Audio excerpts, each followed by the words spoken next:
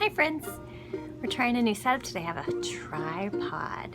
Fancy. So, well, it's still shaky, but it's not as shaky. And you can see, holy cow, what is going on down here still. Still no kitchen. Still no kitchen. We're gonna get there. It's fine. This is fine. So today I wanted to make something. I started watching a new show called on Netflix. Oh gosh, what's her name? Really sweet. Nadiya Hussein's Time to Eat or something like that. Yeah, Time to Eat. It's on, there you are. It's on Netflix. And she made this really tasty fish recipe with quick ways to add flavor. And I know we all like to go quick. You know me, I like to make things fast. So let's give this a go. I'll show you all the pieces we need to begin. There's a lot of things happening here, but this recipe calls for two different kind of sections. So this sweet little Nadiya has this, she kept calling them tin potatoes, tin potatoes. She's British. Tin potato is a canned potato. I didn't know this existed, so I'm trying it. I know real potatoes probably are better, but if this works, why not give it a try? So the first part is you make, and Winnie's squeaking around here. I've got dogs happening, so sorry about that. See, there he goes, he's happy. So you put your tin potatoes in with some, a baking dish with sun-dried tomatoes, some balsamic vinegar. What goes with this? I'm looking at my cheat sheet computer. Salt, and then the calls for haddock fillets. Haddock. I have pollock because that's what Kroger had. You know how we roll, and that's that. So you put the potatoes in. Well, I'm not going to explain it all. I'll just show you. And then there's a topping, and these are all the topping bits. So I'm just gonna go. I'm talking too much.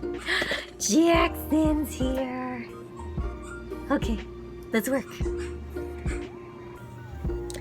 Okay, so I've opened my tin potatoes and I put them in my dish, and it doesn't say to have anything in there. So you're supposed to do your lovely sun-dried tomatoes slivered. So I'm gonna cut these halves into slivers. Oh, I could eat it just, oh, it's so good. It's just out of the jar. And then we'll put some balsamic in there. Yeah. Oh, it's still going, whoops. 1 tablespoon of oil from the jar. Brilliant. And then 1 tablespoon of balsamic vinegar. If you guys don't go to Olio and Vino in Peoria Heights, you're missing out. This is the absolute best, well, in my opinion, and Steve's, the best balsamic vinegar, the Neapolitan herb, but they, I'm sure there's something equally as tasty, but they don't have that one anymore. I'm so bummed. But anyway, oh, it smells so good. There's gonna be good flavor in this. Oh, I put a little too much. That's okay, right? That's okay, that's okay. Just with those little bit of things, this smells a smell-o-vision. Again, this smells so good. It's just potatoes and sun-dried tomatoes and balsamic and that oil and salts. Ah, all right, in the oven it goes for 10 to 15. Okay, this next little bit calls for this precious, teeny, tiny little food processor. Isn't he cute? He's so cute. So this is gonna have 6 tablespoons of marmalade.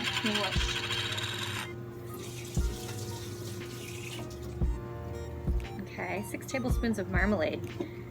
That sounds interesting. Okay, come out. 1. That's good. 2. I might just do 5 big, whatever. 3. So sticky. 4. And big heaping 5. So about half a jar is what that should have said. Half a jar of marmalade.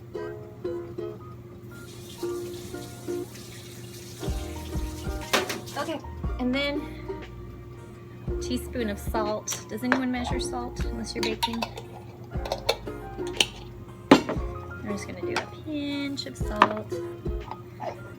2 teaspoons of garlic paste. You know I don't have garlic paste. I have this ginger garlic paste. I'm gonna try again. I wish you could tell me. Is this gonna be good? How could it be bad? It just smells like, oh, like just heaven in here. You just gotta throw, okay. We'll just give it a go. Okay, garlic paste, and then 2 teaspoons chili flakes. I'm going to use our crushed red pepper for the sweet heat. You know we like the sweet heat. And I'm just gonna, you know what? I'm gonna rinse this guy.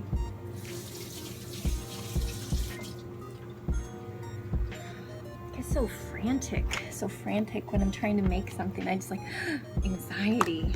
That's why I don't cook much, but it doesn't matter. The worst thing that could happen is it just tastes bad. And then there's frozen pizza, if that's the case. Okay. Oh yeah, this seems like a lot. It says 4 tablespoons of dried dill. That seems like too much. I'm just gonna put, do you ever just read something, you're like, no, I don't think so. Okay, well, there we go. And the next thing it calls for is panko. This setup is weird. Panko breadcrumbs, which are super yummy, I know, but guess what? We don't have that either. So I do have these. Oh, these are how old? I don't know. 60 grams or 2 1/4 ounces. 60 grams. Whoa, okay. I'm just gonna turn it on. I keep looking at this. I'm just gonna turn it on, and if we need more, we'll put more in. Okay, let's try.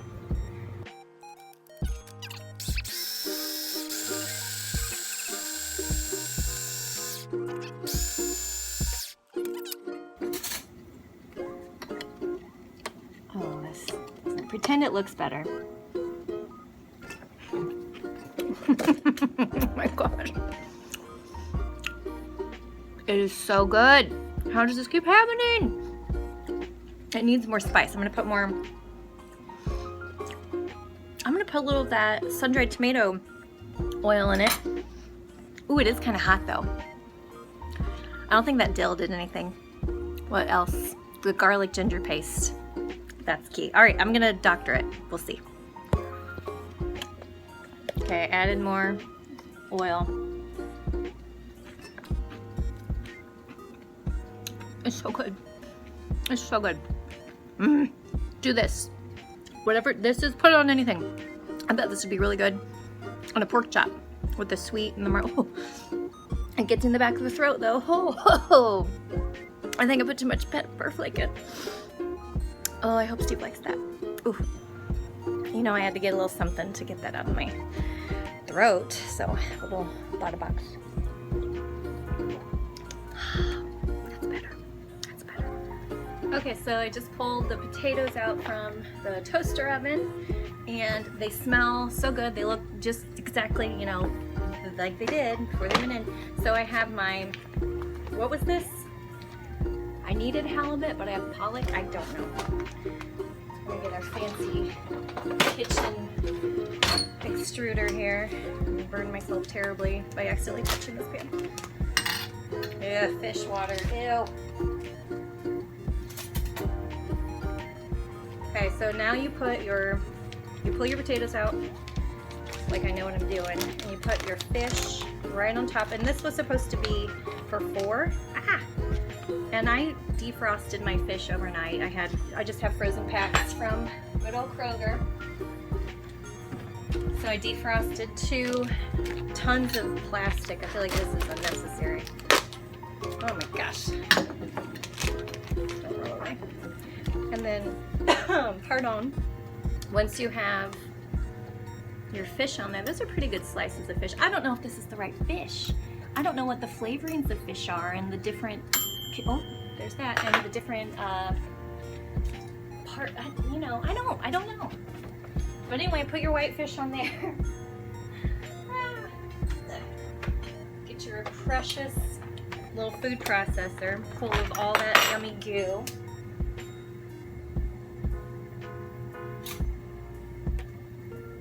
You know what I'm realizing is that this is supposed to be a crunchy topping, and I didn't do that because I don't have the right panko breadcrumbs, and this is just going to be gooey. So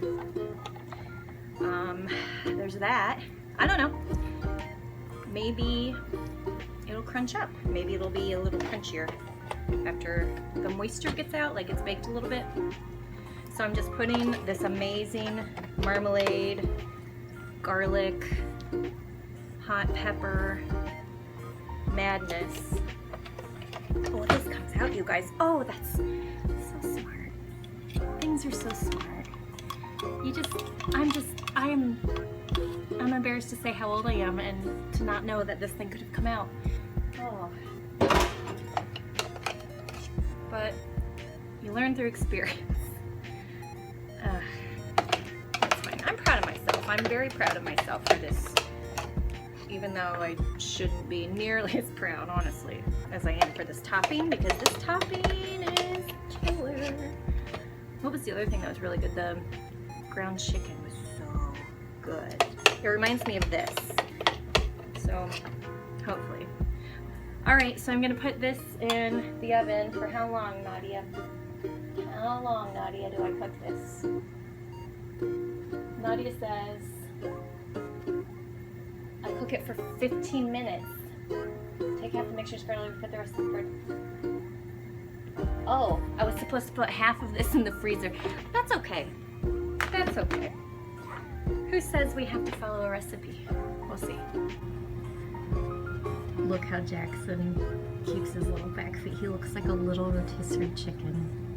And if you didn't know this about pugs, their tails uncurl when they're tired or sleepy. Isn't that sweet? Giving this a go. It's not crunchy. Kind of bummed about that, but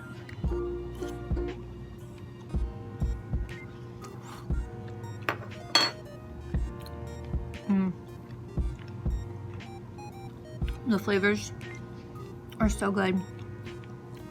If I could get the texture right, that would be great. This is the final result here. I put it with some Brussels sprouts. I steamed some Brussels sprouts to go with. I'm disappointed in the texture. I wish I would have done something different, maybe more bread, less marmalade, or just the panko crumb difference. But anyway, I'll leave this recipe below if you're interested. Check out Miss Nadiya Hussein's cooking channel on Netflix. It's really fun to watch. Some great tips. So anyway, I hope you guys have a wonderful evening, and I'll see you next time. Bye.